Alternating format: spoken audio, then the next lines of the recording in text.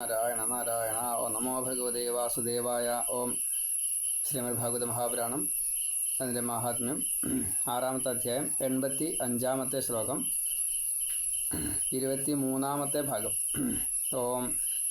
ശ്രീമദ്ഭാഗവതം പുരാണതിലകം യദ്വൈഷ്ണവാനാം ധനം യസ്മിൻ പാരമഹംസ്യമേവമമലം ജ്ഞാനം പരം ഗീയതേ യത്ര ജ്ഞാനവിരാഗഭക്തിസഹിതം നൈഷ്കർമ്മ്യമാവിഷ്കൃതം തത്ശൃണ്ണൻ പ്രപഠൻ വിചാരണപരോ ഭക്ത്യാ വിമുച്യേന്നരാം. ഇനി ഭാഗവതത്തിൻ്റെ മഹിമ മറ്റൊരു തരത്തിൽ പറയാണ്. ശ്രീമദ് ഭാഗവതം, ഈ ഭാഗവതം ശ്രീമത്താണ്. എല്ലാ നമ്മൾ സമ്പാദിക്കുന്നതിന് നമുക്ക് ഉപയോഗിക്കാൻ സാധിക്കും. പുരാണ തിലകം, പുരാണങ്ങളിൽ പ്രമുഖം. പൊട്ട് നെറ്റിയിലൊരു പൊട്ട് ഇടുമ്പോൾ തിലകമാണല്ലോ. അപ്പോൾ ഏറ്റവും കൂടുതൽ ശ്രദ്ധിക്കപ്പെടുക ഏതാ? തിലകമാണ്. അപ്പോൾ അതുകൊണ്ട് പുരാണങ്ങളിൽ 18 പുരാണം, 18 ഉപപുരാണം, 18 ഔപപുരാണം. ആ പുരാണങ്ങളിൽ 54 പുരാണമുണ്ട്. 18 പുരാണങ്ങളിൽ തിലകമാണ് ശ്രീമദ് ഭാഗവതം. ഇത് വൈഷ്ണവാനാം ധനം. ഇത് വിഷ്ണു ഭക്തന്മാരുടെ ധനം ആണ്, വസ്തുവാണ്. അപ്പോൾ യഥാർത്ഥത്തിൽ ധനം എന്താ? ഉപയോഗിക്കുന്ന വസ്തുവിനെയാണ് ധനം എന്ന് പറയുക. അതുള്ളവൻ ധനവാനാണ്, ദരിദ്രനല്ല. ശ്വസിക്കാൻ വായു, ശുദ്ധവായു കിട്ടുകയാണെങ്കിൽ ധനവാനാണ്. കുടിക്കേണ്ട സമയത്ത് വെള്ളം കിട്ടുകയാണെങ്കിൽ ധനവാനാണ്. കിടക്കാൻ വേണ്ടിയിട്ടൊരു പ്രതലം കിട്ടുകയാണെങ്കിൽ, ഇഷ്ടപ്പെട്ട പ്രതലം, ആ ശരീരത്തിന് യോജിച്ചതായിട്ടുള്ളൊരു പ്രതലം, തണുപ്പകറ്റാൻ ചൂടകറ്റാൻ അങ്ങനെ ഉണ്ടല്ലോ, അതിൽ ധനവാനാണ്. ആഹാരം, നീഹാരം, ഇനി സ്നാനാദി കാര്യങ്ങൾക്ക്. നീഹാരം എന്ന് പറഞ്ഞു കഴിഞ്ഞാൽ സ്നാനാദി കാര്യങ്ങളാണ്. ശുദ്ധി പ്രക്രിയയ്ക്കുള്ള എല്ലാ സംവിധാനങ്ങളും വേണം. അതിന് സ്ഥലം വേണം, സൗകര്യം വേണം, ഒക്കെ വേണം. നീഹാരം. അതേപോലെ വിഹാരം, നമുക്ക് ഇരിക്കാനോ കിടക്കാനോ നടക്കാനോ ഇരുന്ന് ആഹാരം കഴിക്കാനോ ഇരുന്ന് പൂജിക്കാനോ തപസ് ചെയ്യാനോ, ഇതൊക്കെ വിഹാരങ്ങളാണ്. അതിനുള്ള എല്ലാ സൗകര്യങ്ങളും തരുകയാണെങ്കിൽ അയാൾ ധനികനാണ്.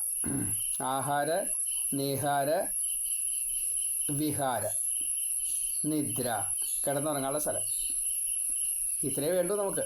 ആഹാര, നീഹാര, നിദ്ര, വിഹാരം, 4 എണ്ണമാണ്. പിന്നെ മൈഥുനാദികൾ, അത് പലതരത്തിലാണ്. വ്യാഖ്യാനങ്ങൾ ഒരുപാടുണ്ട്. അതിൽ പ്രധാനപ്പെട്ടതായിട്ടുള്ള വ്യാഖ്യാനം സത്സംഗം, അതാണ് മൈഥുനം. നമുക്ക് ഒരർത്ഥം മാത്രമല്ലേ അറിയുള്ളൂ, ആ അർത്ഥം സെക്കൻഡറിയാണ്. 2 പേര് തമ്മിൽ എന്നതാണ്. അപ്പോൾ രണ്ടാമത്തെ ആൾ അത് സജ്ജനം ആവണം. അപ്പോൾ അതിന് കാരണമാവും ഭാഗവതം. ഭാഗവതം വായിക്കുന്ന ഒരാൾക്ക് ഈ ദുസ്സംഗം അധികം വരില്ല. അവർ നമ്മളെ ഉപേക്ഷിക്കും, അല്ലെങ്കിൽ നമ്മൾ അവരെ ഉപേക്ഷിക്കും. നമുക്ക് സജ്ജനത്തെ മാത്രമേ ഈ 2ാമത്തെ ഭാവത്തിൽ കിട്ടുള്ളൂ. മിഥുനം 2 എന്നുള്ള അർത്ഥത്തിലാണ്. 2 പേര് കൂടി ചെയ്യുന്നത് മൈഥുനം. ഇപ്പം മൈഥുനം എന്നാണ് പറഞ്ഞു കഴിഞ്ഞാൽ ആ വാക്ക് ചീത്തയായി, ആണും പെണ്ണും, അത്രയേ ധാരണ ഉള്ളൂ. അങ്ങനെയല്ല, 2 പേര് തമ്മിൽ ഭഗവാന്റെ കാര്യങ്ങളാണോ പറയുന്നത്, അപ്പോൾ അത് ഭാഗവതമായി, അതൊരു സത്സംഗം ആയി. അപ്പോൾ ഇവിടെ അത് കിട്ടുന്നവർ ധനവാനാണ്, സത്സംഗം കിട്ടുന്നവർ ധനവാനാണ്. ഇനി യസ്മിൻ, ഇതിൽ പാരമഹംസ്യം, പരമഹംസന്മാരാൽ പറയപ്പെട്ടത്. പരമഹംസന്മാരെന്ന് പറഞ്ഞാൽ അവധൂത വേഷത്തിലുള്ള ഭക്തന്മാരാൽ പറയപ്പെട്ടത്.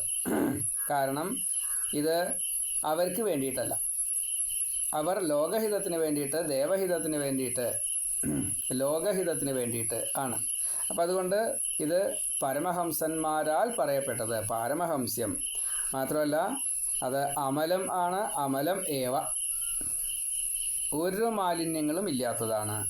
ജ്ഞാനം ആണ്. ജ്ഞാനം എന്നുള്ളത് ഭഗവാനാണ്. ജ്ഞാനസ്വരൂപൻ, കാരണസ്വരൂപൻ, അങ്ങനെയാണ് ഭഗവാനെ പറയാം. അപ്പോൾ ആ ജ്ഞാനം ആണ് ഇതിൽ. അത് മാത്രമല്ല പരം, മാക്സിമം, ഭഗവാനെ തന്നെ ഗീയതേ, പറയപ്പെട്ടു, പാടപ്പെട്ടു, പറഞ്ഞു എന്നുള്ള നന്നായിട്ട് പറയപ്പെട്ടു, അതാണ് ഗീയത. ഭാഗവത ഗീതം. ഭാഗവതഗീതം ഭഗവത്ഗീത എന്ന് ഗീതയെ പറയാനുള്ള കാരണം അത് ഭഗവാനാൽ പറയപ്പെട്ടു എന്നർത്ഥത്തിലാണ്. ഇത് ഭാഗവതഗീതം ഭഗവാൻ തന്നെയായിട്ടുള്ള വ്യാസനാൽ ഭഗവാനെ പറ്റി തന്നെ പറയപ്പെട്ടു. അപ്പോൾ ഇത് ഗീയതേ. എന്താണ് പരം ഗീയതേ? എങ്ങനെ പറഞ്ഞു? ജ്ഞാനസ്വരൂപനായിട്ടുള്ള പരമമായിട്ടുള്ള ഭഗവാൻ, പരമാത്മാവ്, ബ്രഹ്മം, അതിനെക്കുറിച്ച് പറയപ്പെട്ടു.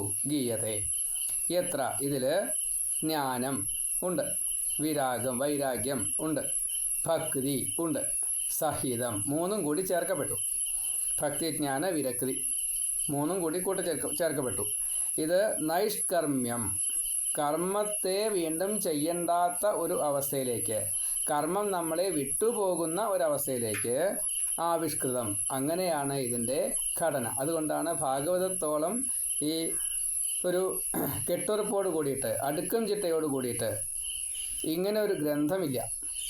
ഗ്രന്ഥത്തെ ആശ്രയിക്കുമ്പോൾ ഉണ്ടാകുന്ന ലക്ഷ്യബോധം വളരെയധികം ഫലവത്താകുന്ന, ആശ്രയിച്ചാൽ മുക്തി കിട്ടുന്നതായിട്ടുള്ള മറ്റൊരു ഗ്രന്ഥം വേറെയില്ല. അത് മാത്രമല്ല, ഇവിടുത്തെ സുഖവും കിട്ടും, മുക്തിയും കിട്ടും. അങ്ങനെ ഒരു ഗ്രന്ഥം വേറെയില്ല. അപ്പോൾ നൈഷ്കർമ്മ്യമാണിത്. ഇത് നമ്മൾ പാരായണം ചെയ്യണം. ഇപ്പം ഞാൻ നിങ്ങളോട് ഇത് പറയണു, ഞാൻ കർമ്മം ചെയ്യുകയല്ല. ഞാൻ ചെയ്യുന്നത് കർമ്മമല്ലേ, പക്ഷേ ഞാൻ കർമ്മമല്ല ചെയ്യുന്നത്. എന്നെ കർമ്മം വിട്ടു പോകാൻ വേണ്ട ഒരു ഉപാധിയാണ്, ഒരു ഉപായമാണ് ഞാനിപ്പോൾ ചെയ്തുകൊണ്ടിരിക്കുന്നത്. ഭാഗവതത്തെ വായിക്കുക, ഭാഗവതത്തെ പറയുക, ഭാഗവതത്തെ വ്യാഖ്യാനം ചെയ്യുക. അതിലൂടെ നമ്മൾ മനസ്സ് കുറച്ച് ഇരിക്കുമ്പോൾ സമയം പോലും നമ്മൾ അറിയണില്ല. അപ്പോൾ നൈഷ്കർമ്മ്യമാണ് ഇത്. കർമ്മം ചെയ്യേണ്ടാത്തൊരവസ്ഥയിലേക്ക് നമ്മെ എത്തിക്കുക എന്ന ലക്ഷ്യമാണ് ഭാഗവതത്തിലുള്ളത്, ആവിഷ്കൃതം. അതിനു വേണ്ടിയിട്ടാണ് ഇത് ആവിഷ്കരിക്കപ്പെട്ടിരിക്കുന്നത്. കാരണം ഇത് ഭഗവാനാൽ സമാധി ഭാഷയിലാണ് കൊണ്ടുവന്നത്. വ്യാസൻ പോലും അതിലൊരു അക്ഷരം അങ്ങോട്ടും മാറ്റില്ല.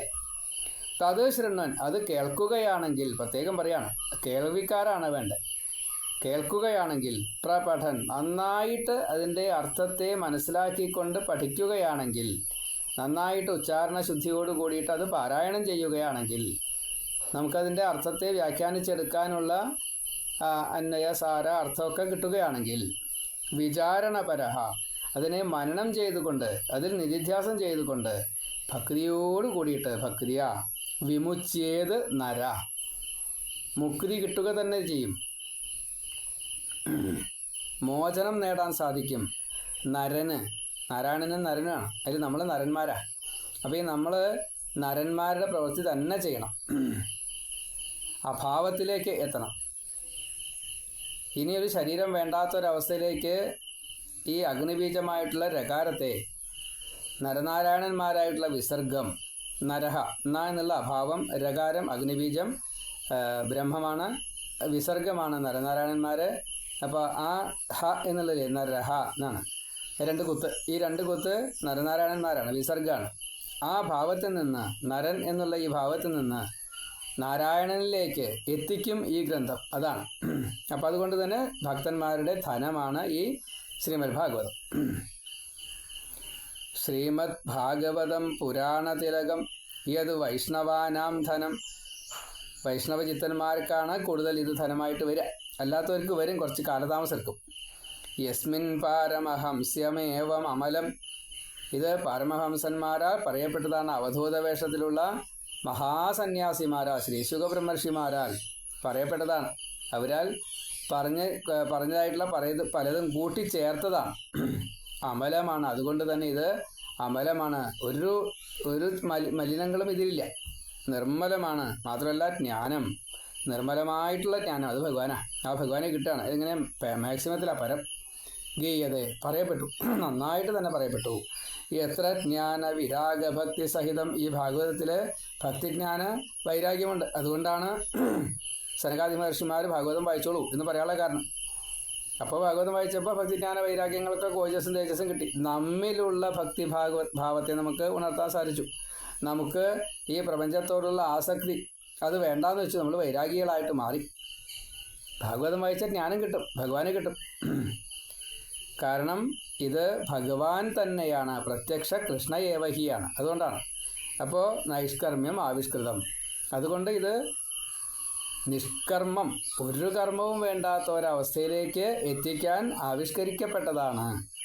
തത് ശൃണ്ണൻ, ഇതിനെ കേട്ട് കഴിഞ്ഞാൽ, പ്രപഠൻ, നന്നായിട്ട് പഠിച്ചു കഴിഞ്ഞാൽ, വിചാരണപരഹ, ആരാണോ ഇതിനെ വിചാരം ചെയ്തുകൊണ്ട്, ശ്രവണം, മനനം, നിധിധ്യാസം, നല്ലോണം കേൾക്കുക, അതിനെ വീണ്ടും വീണ്ടും മനനം ചെയ്തുകൊണ്ട് അതിൽ നിന്ന് എന്ത് കിട്ടും അങ്ങനെ ഋഷിത്വം അതിൽ കണ്ടുപിടിക്കുക. അതിൽ പ്രത്യേകം പോയിന്റ്സ് ഉണ്ടാവും. ആ പോയിന്റ്സിനെ എങ്ങനെ കണ്ടുപിടിക്കുക, ഭഗവാനിലേക്ക് ഇങ്ങനെ അന്വയിക്കുക. നമ്മളും ഭഗവാന്റെ ഒപ്പം ഇങ്ങനെ ചെല്ലുക, ഭഗവാനിലേക്ക് അവിടെ എത്തുക. ജീവിതത്തിൽ മുഴുവൻ അത് പ്രാവർത്തികമാക്കണം. അത് മാത്രമേ ചിന്തിക്കാവൂ. അങ്ങനെ വിചാരണപര, നന്നായിട്ട് വിചാരം ചെയ്യുന്ന ഒരാൾ ഭക്തിയോട് കൂടിയിട്ടാണ് ഇത് ചെയ്യുന്നതെങ്കിൽ വിമുച്ചിയത്, ഈ ബ്രഹ്മത്തിൽ നിന്ന് പോന്ന ഈ ജീവനെ വീണ്ടും ബ്രഹ്മത്തിലേക്ക് എത്തിക്കാൻ വേണ്ടിയിട്ട് ഈ പ്രപഞ്ചത്തെ ഒഴിവാക്കുകയാണ് വേണ്ടത്. പ്രപഞ്ചത്തിലുള്ള എല്ലാറ്റിനെയും ഒഴിവാക്കാം. അപ്പം നമുക്ക് ദേഹം വേണ്ട, പിന്നെ ഒരു ദേഹം നമുക്ക് തരില്ല ഭഗവാൻ. അതുകൊണ്ട് ഈ നരനിൽ നിന്ന് നാരായണനിലേക്ക് നമുക്ക് എത്താൻ സാധിക്കും. ഭാഗവതത്തെ ആശ്രയിച്ചാൽ മതി. ശ്രീമദ് ഭാഗവതം പുരാണതിലകം യത് വൈഷ്ണവാനാം ധനം യസ്മിൻ പാരമഹംസ്യം ഏവം അമലം യസ്മിൻ പാരമഹംസ്യമേവമലം ജ്ഞാനം പരം ഗീയതേ യത്ര ജ്ഞാനവിരാഗഭക്തിസഹിതം നൈഷ്കർമ്മ്യം ആവിഷ്കൃതം തത് ശൃണ്വൻ ത് ശ്ര രണ്ടും പോയി, ശ്ര എന്നായി. തത് ശൃണ്വൻ പ്രപഠൻ, പഠൻ എന്നേ വേണ്ടു, പ്രകർഷേണ പഠിക്കുന്നത്. അപ്പോൾ പ്രപഠൻ വിചാരണപരോ ഭക്തിയാ വിമുച്യേന്നരാം. ഇപ്പോൾ 85-ാമത്തെ ശ്ലോകം. സ്വർഗേ സത്യേ ച കൈലാസേ വൈകുണ്ഠേ നാസ്ത്യയം രസ അധഃ പിബത സദ്ഭാഗ്യ മാമാ മുഞ്ചത കർഹിജിൽ. ഇത് ഈ ശ്ലോകം എല്ലാ പുസ്തകത്തിലും ഉണ്ടാവുമെന്ന് തോന്നുന്നില്ല. സ്വർഗത്തിലോ സത്യലോകത്തിലോ കൈലാസത്തിലോ വൈകുണ്ഠത്തിലോ ഈ അനുഭവത്തെ നമുക്ക് കിട്ടില്ല. ഭാഗവതം വായിക്കുമ്പോഴുള്ള ഒരു സുഖം അത് വൈകുണ്ഠത്തിൽ പോയല്ല, സത്യലോകത്തിലില്ല, കൈലാസത്തിലില്ല, മണിദ്വീപത്തിലില്ല.